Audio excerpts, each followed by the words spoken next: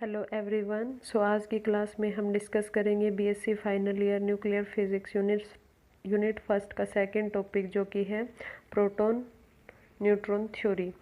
इससे जो हमारी पिछली क्लास थी उसमें हमने पढ़ा था प्रोटॉन इलेक्ट्रॉन थ्योरी के बारे में, जो फेल हो गई थी। तो इसके बाद में एक और थ्योरी आई 1932 में न्यूट्रॉन की डिस्कवरी होने के बाद में, जिसको क्या बोला गया, न्यूट्रॉन प्रोटॉन थ्योरी। अब जो थोड़ा देख लेते हैं बेसिक कि न्यूट्रॉन की डिस्कवरी कैसे हुई थी। तो 1932 में जेम्स चैडविक उन्होंने एक एक्सपेरिमेंट किया, जिसके अंदर उन्होंने क्या किया, थिन जो बेरिलियम फॉइल थी उसके ऊपर हाई स्पीड अल्फा पार्टिकल को बम्बार्ड करवाया।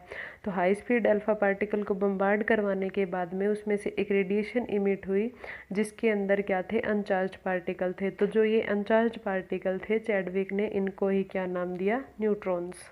ऑब्जर्व किया गया कि जो ये न्यूट्रॉन पार्टिकल होते हैं, इनकी जो पेनिट्रेटिंग पावर होती है वो भी बहुत हाई होती है। और दूसरा, जैसे प्रोटॉन है वो एटॉमिक मास में कंट्रीब्यूट करते हैं किसी एटम के, जो न्यूट्रॉन है वो भी कंट्रीब्यूट करेंगे मास ऑफ एटम के अंदर। Like proton, neutron also contribute to the mass of atom. यानी जो टोटल मास है एटम का वो किसके इक्वल होगा, मास ऑफ प्रोटॉन प्लस में मास ऑफ न्यूट्रॉन के। अब इस हाइपोथेसिस के अकॉर्डिंग जो हमारा न्यूक्लियस है, every nucleus consist of protons and neutron, and जो total number of two types of particles है, यानी जो दोनों टाइप के पार्टिकल है, प्रोटॉन और न्यूट्रॉन, उनका जो टोटल नंबर है वो किसके इक्वल होता है, मास नंबर ए के इक्वल होता है। जैसे कि हम मान लेते हैं कि हमारे पास एक एटम है जिसका एटॉमिक नंबर क्या है, जेड, और जिसका एटॉमिक मास कितना है, या एटॉमिक मास बोल दो चाहे मास नंबर बोल दो, तो मास नंबर कितना है, ए। तो इसके अंदर जेड नंबर ऑफ क्या होंगे, प्रोटॉन्स होंगे, और A minus Z number of neutrons होंगे। अगर हम इन दोनों को प्लस करेंगे, नंबर ऑफ प्रोटॉन और नंबर ऑफ न्यूट्रॉन को, तो ये किसके इक्वल आएंगे, ए के इक्वल आएंगे। 10 जो टोटल नंबर ऑफ प्रोटॉन और न्यूट्रॉन है वो किसके इक्वल आ गए, मास नंबर ए के इक्वल आ गए। यानी कोई भी एक एटम है हमारे पास, उसका जितना मास नंबर होगा उतने ही उसके अंदर प्रोटॉन और न्यूट्रॉन प्रेजेंट होंगे। प्रोटॉन है वो किसके इक्वल होंगे, एटॉमिक नंबर के, और अगर हम ए माइनस जेड करेंगे तो उतने नंबर ऑफ क्या आएंगे, न्यूट्रॉन्स आएंगे। और ये तो बता दिया। अब इतना बताने के बाद में कुछ हमारे पास एक्सपेरिमेंटल फैक्ट्स थे जो इस हाइपोथेसिस को क्या कर रहे थे, सपोर्ट कर रहे थे। तो जो फर्स्ट पॉइंट क्या है, वेव मैकेनिकल कंसिडरेशन। जैसा कि हमने प्रोटॉन इलेक्ट्रॉन थ्योरी में निकाला था, इलेक्ट्रॉन की एनर्जी निकाली थी हमने अनसर्टेनिटी प्रिंसिपल को यूज़ करके, तो वैसे ही हम अनसर्टेनिटी प्रिंसिपल का यूज़ करके न्यूट्रॉन की एनर्जी निकालेंगे। अगर न्यूट्रॉन की एनर्जी उसकी रेस्ट मास एनर्जी के इक्वल आती है तब तो ठीक है, यानी जो न्यूट्रॉन है वो न्यूक्लियस के अंदर एग्जिस्ट करता है, अदरवाइज नहीं करता। जैसा इलेक्ट्रॉन में के केस में क्या हुआ था कि जो इलेक्ट्रॉन की एनर्जी थी वो कितनी आ रही थी, 10 मेगा इलेक्ट्रॉन आ रही थी, लेकिन जो एक्चुअली में इलेक्ट्रॉन बाहर निकलता है तो उसकी जो एनर्जी है वो कितनी है, 3 to 4 मेगा इलेक्ट्रॉन वोल्ट थी। तो वो फिट नहीं बैठ रही थी दोनों रिजल्ट। तो इस कारण से जो प्रोटॉन इलेक्ट्रॉन थ्योरी है वो फेल हो गई। लेकिन अब हम देखते हैं कि न्यूट्रॉन की एनर्जी निकाल के देखते हैं। तो न्यूट्रॉन अगर न्यूक्लियस के इनसाइड एग्जिस्ट कर रहा है तो उसके अंदर जो अनसर्टेनिटी है पोजीशन की वो कितनी आएगी, डायमीटर के इक्वल आएगी न्यूक्लियस के। और डायमीटर कितना होता है न्यूक्लियस का, 2 × 10⁻⁻14 मीटर। अब अगर हम हाइजेनबर्ग अनसर्टेनिटी प्रिंसिपल का यूज़ करेंगे तो मोमेंटम ऑफ न्यूट्रॉन किसके इक्वल आएगा, H cut divide by delta x. H cut की वैल्यू कितनी होती है, 1.055 × 10⁻34, और डेल एक्स की वैल्यू कितनी है, 2 × 10⁻⁻14।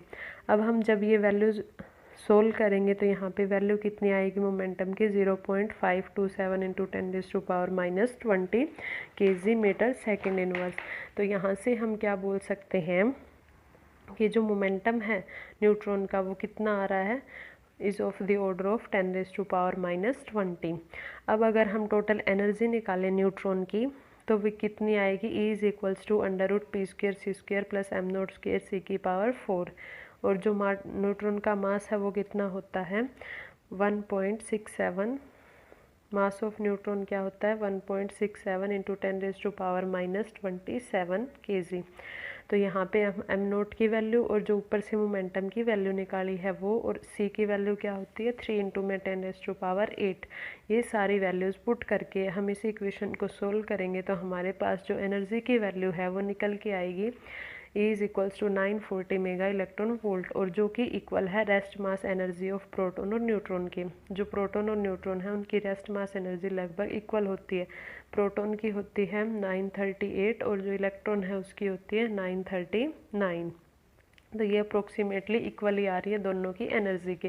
तो यहाँ से हम बोल सकते हैं कि प्रोटॉन और न्यूट्रॉन है वो न्यूक्लियस के अंदर एग्जिस्ट कर सकते हैं। इसके बाद में क्या है, न्यूक्लियर स्पिन। न्यूक्लियर स्पिन के बारे में भी इस थ्योरी ने अच्छे से एक्सप्लेन किया था कि जो प्रोटॉन और न्यूट्रॉन है उनकी दोनों की स्पिन क्या होती है, हाफ है। अब जो रिजल्टेंट स्पिन है न्यूक्लियस की वो क्या हो सकती है, इंटीग्रल भी हो सकती है और हाफ इंटीग्रल भी हो सकती है। वो किसके अकॉर्डिंग होगी, वो होगी एटॉमिक मास नंबर के अकॉर्डिंग। अगर मास नंबर क्या है, इवन है तो जो न्यूक्लियस की स्पिन है वो कितनी होगी, एच कट होगी, यानी इंटीग्रल होगी। अगर ये मास नंबर क्या है, ओड है तो जो न्यूक्लियस की स्पिन है वो क्या होगी, हाफ इंटीग्रल होगी, यानी 1/2 एच कट होगी। तो यहाँ से इस थ्योरी से हम जो न्यूक्लियस है उसकी स्पिन भी इजीली निकाल सकते हैं कि इंटीग्रल होगी या फिर हाफ इंटीग्रल होगी। इसके बाद में क्या है, न्यूक्लियर मैग्नेटिक मोमेंट। जो न्यूक्लियर मैग्नेटिक मोमेंट है ये भी इसने अच्छे से एक्सप्लेन कर दिया था। यहाँ पे ये बताया गया कि जो न्यूट्रॉन का मैग्नेटिक मोमेंट होता है वो अप्रोक्सीमेटली 2 टाइम्स होता है न्यूक्लियस मैग्नेटॉन के इक्वल, यानी mu N is equals to क्या है, -1.913, और म्यू पी क्या है, मैग्नेटिक मोमेंट ऑफ प्रोटॉन, वो कितना है 2.793 म्यू एन। अब यहाँ इन दोनों वैल्यूज से हम देखते हैं कि जो प्रोटॉन और न्यूट्रॉन है इन दोनों का जो मोमेंटम है उनका मैग्नीट्यूड लगभग इक्वल है। बस जो न्यूट्रॉन का मैग्नेटिक मोमेंट है वो अपोजिट साइन का होता है टू दैट ऑफ प्रोटॉन। तो यहाँ से अगर हम प्रोटॉन और न्यूट्रॉन की जो वैल्यूज़ है इनका यूज़ करके अगर हम अलग अलग न्यूक्लियाई के लिए मैग्नेटिक मोमेंट की वैल्यू निकालते हैं तो वो मतलब एक्सपेरिमेंटली फिट आती थी। जितनी एक्सपेरिमेंटली आ रही है उतनी ही वैल्यू आ रही थी। तो इसने न्यूक्लियर मैग्नेटिक मोमेंट को भी एक्सप्लेन कर दिया था। इसके बाद में क्या है, फाइनाइट साइज़।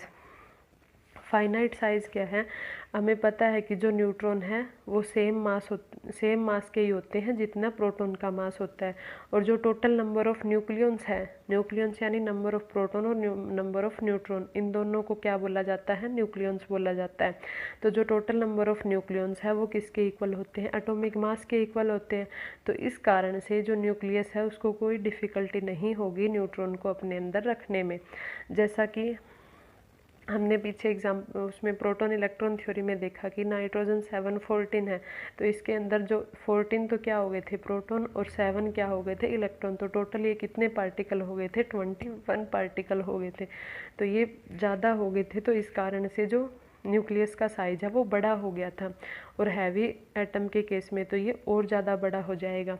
लेकिन प्रोटॉन, अगर हम ये प्रोटॉन न्यूट्रॉन थ्योरी माने तो इसके अकॉर्डिंग जो न्यूक्लियस है उसके अंदर कितने नंबर ऑफ पार्टिकल होंगे, जितना इनका एटॉमिक नंबर है उतने ही होंगे। तो न्यूक्लियस को कोई डिफ़िकल्टी नहीं होगी, तो न्यूट्रॉन है वो आसानी से न्यूक्लियस के अंदर एग्जिस्ट कर सकता है। इसके बाद में जो मोस्ट इम्पॉर्टेंट पॉइंट था बीटा डीके प्रोसेस, वो भी इस थ्योरी ने अच्छे से एक्सप्लेन कर दी थी। क्योंकि हमने क्या माना था कि जो बीटा डीके प्रोसेस है उसके अंदर से इलेक्ट्रॉन तो निकल रहा है। अब इलेक्ट्रॉन निकल रहा है तो वो अगर इलेक्ट्रॉन के अंदर प्रेजेंट ही नहीं है तो वो कैसे आ रहा है। तो इस थ्योरी ने इसको भी एक्सप्लेन कर दिया था कि जो इलेक्ट्रॉन है बीटा डीके में जो इमिट हो रहा है वो न्यूक्लियस के अंदर प्रेजेंट नहीं होता, लेकिन वो क्या होता है, वो प्रोड्यूस होता है at instant of its emission, यानी जब उसका इमिशन होता है तो वो उसी टाइम पे प्रोड्यूस होता है। और जो ये प्रोडक्शन है वो किसका रिजल्ट होती है, its production is the result of conversion of neutron into proton, यानी जो न्यूट्रॉन है वो प्रोटॉन में कन्वर्ट होता है। अब जो न्यूट्रॉन है वो प्रोटॉन में कन्वर्ट क्यों होता है, due to instability of nucleus, यानी न्यूक्लियस अगर अनस्टेबल होता है तो उस केस में जो न्यूट्रॉन है वो प्रोटॉन में कन्वर्ट होता है। और अगर न्यूट्रॉन प्रोटॉन में कन्वर्ट होगा तो उस केस में क्या होगा, एक इलेक्ट्रॉन इमिट होगा। तो जो ये इलेक्ट्रॉन है बीटा डीके प्रोसेस में ये वहीं से इमिट हो रहा था। तो यहाँ से ये थ्योरी क्या हुई, सही साबित हुई। और आज तक भी हम यही मानते हैं कि जो न्यूक्लियस है उसके अंदर क्या क्या पार्टिकल एग्जिस्ट करते हैं, प्रोटॉन और न्यूट्रॉन एग्जिस्ट करते हैं। तो आई होप आपको समझ आया होगा। आज की क्लास में हम इतना ही देखेंगे। Thank you.